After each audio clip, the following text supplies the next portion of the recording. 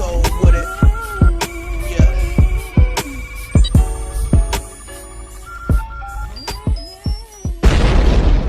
So I was listening to the Mason and Ireland show on ESPN LA radio, and John Ireland was explaining to Steve Mason how he has only watched one game so far, of course, which was the Lakers taking on the Golden State Warriors a few days ago. John Ireland talked about how special this Lakers team is and how Anthony Davis and LeBron James have the potential to be one of the greatest NBA duos like Shaq and Kobe. And here's what John Ireland had to say.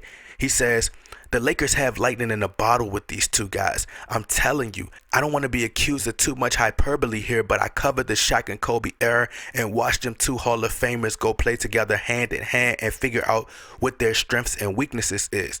This has the potential to be one of the great duos in Laker history if they stay healthy. Watching Anthony Davis and LeBron work off each other, it's going to take time for the cake to bake, but this is fascinating to watch. So if you guys would like to hear the full audio, the link is in the description box. But I 100% agree with John Ireland. If these two stay healthy, bruh, and with these versatile pieces that Rob Pelinka and, of course, Kobe Bryant behind the scenes, of course, y'all don't want me to talk about that, put together, bruh, I'm telling you, the Lakers will nearly be unstoppable. This was the moment for me. I know that rebound and when Anthony Davis dunked the ball was a special moment for the highlights and, special moment for Laker fans. But for me, bruh, the special moment for me, when I seen that the Lakers were going to be dangerous, when I just knew that teams were going to be in trouble, is when I seen Anthony Davis catch the ball and he put the ball on the floor, right? And he dribbled left. Then he put the ball in between his legs like a crossover move. He put the ball in between his legs as if he'd been working on his ball handling skills this summer, which he said he has. Then he pump faked, and I believe it was Draymond off the ground, and he initiated the contact for the foul, and he made it, bro. I was like, bro, it's over, bro. It's over, bro. It's literally over. Anthony Davis is just unguardable, and the only thing that can stop us, bro, the only thing that can stop us, bro, the only thing, y'all want to know what the only thing that can stop us? The only thing that can hold us back, people, it's not a team. It's like a team can't stop us. It's not the referees, because we know Adam Silver going to make sure LeBron gets to the finals. But y'all know the only thing that can stop us is injuries. That's the ultimate power. So Laker fans all across the world, bruh, let's take a moment right here. Let's take a moment right now, and y'all join me at the D. Island Ricks TV Pastor Collection Plate Baptist Church, okay? AKA the Laker Game, the home of the Laker Game. We're going to take a moment to pray together that LeBron James and Anthony Davis don't get hurt this season, okay? Y'all make sure y'all bow your heads in the congregation and listen to Pastor D. Island. So I said, dear Lord, I said, dear Lord, I'm going to make this quick as possible, dear Lord.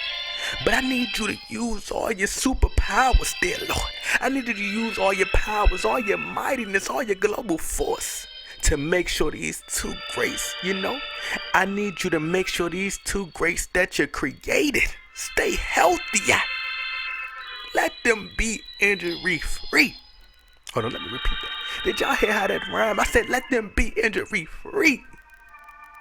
Okay, amen.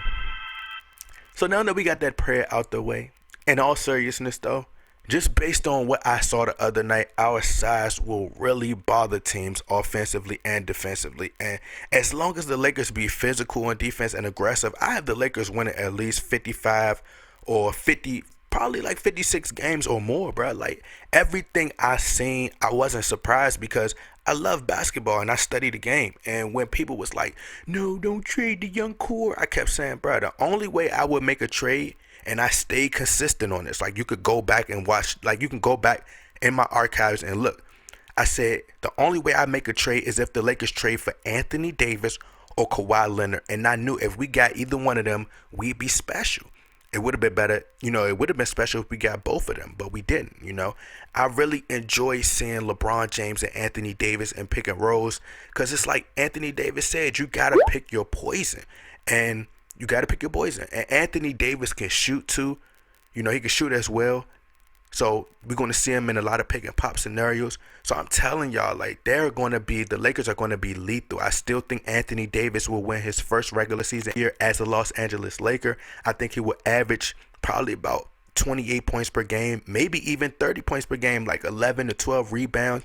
And I think LeBron James will be a little more dialed. He'll dial it back a little bit more, and he'll average like 25 points per game, but he'll average a double-double. I don't know about a triple-double just because Anthony Davis will be grabbing all them boards. And, I just think Anthony Davis deep down wants to win MVP. I know he's went on record and stated that he wants to win Defensive Player of the Year, but I just think that with so much media attention, we already seen him on, the cover of 2K. He has movies now. He's in so many commercials now and so many things off of the court. And with just so many eyeballs and with how relevant the Lakers are right now and, the views and everything, I just think everything's going to be times 10. And I just think Anthony Davis is going to be, let's say Giannis may have a great season. Other players may have a great season. But what people are failing to realize is politics, bro. Like, it comes down to politics, and it's a popularity contest now. Like, that's what it's basically about.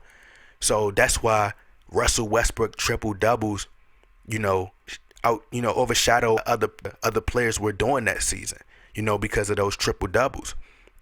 Unless LeBron James average a triple double as well, then that's the only way I can see him really getting MVP this year.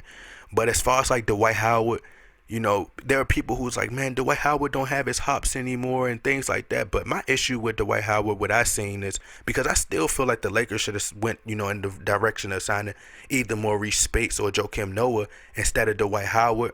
I think the off the court things will get to him, especially him being in Hollywood. But we'll just have to wait and see. But Dwight Howard just looks too skinny for me. I think he should put on at least 10 or 15 more pounds. It's okay to get back. I know I feel like it's okay to be in shape, but it's like, that's just too skinny, bro. Way too skinny.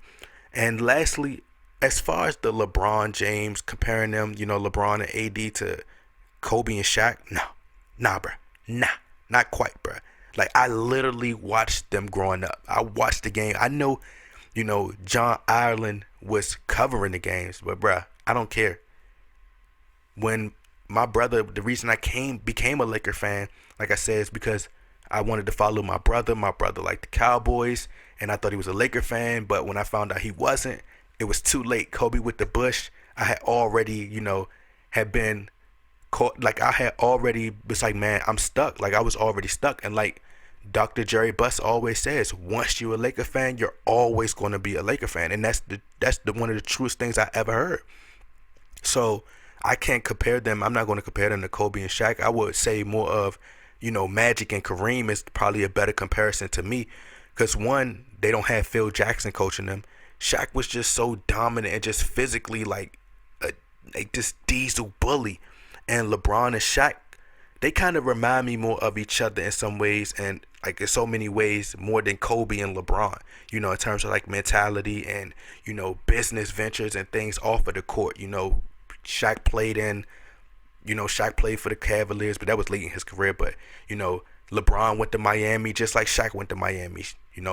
Shaq played for the Lakers, now LeBron played for the Lakers. So they remind me more of each other more than Kobe and LeBron does. Kobe was cold-hearted. He was clutch. He was younger at the time. He was way younger than LeBron is now when him and, when Kobe and Shaq played together. First of all, LeBron passes more than Kobe. Like, Kobe would literally, like, you could literally call for the ball. A player, like his teammate could literally call for the ball while he's open.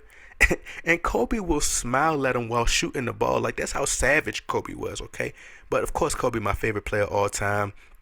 Kobe was a great defender at that age as well. And the difference is LeBron is just the type of player, he's going to feed off your energy. Like, Kobe isn't like that. LeBron reminds me more of Magic than anything. And Kareem was so dominant as well, just like Anthony Davis is, So, and they have that slender, they have that small, that really skinny body frame, So if Anthony Davis is locked in and playing defense, LeBron will feed off that energy because that's what LeBron does. And actually, if LeBron dials it back this season, I think he could focus a little bit more on defense anyway. But there's really no comparison to Kobe and Shaq in my opinion. Like, they're the greatest duo of all time in my opinion. But I do think they'll be, but I do think Anthony Davis and LeBron could be a great duo. And I truly believe in my heart that I believe that the Lakers will make it to the NBA Finals with the help of Adam Silver, of course. Shout out to Adam. But y'all let me know what y'all think. Y'all get in that comment box, like, share, subscribe. I'm out.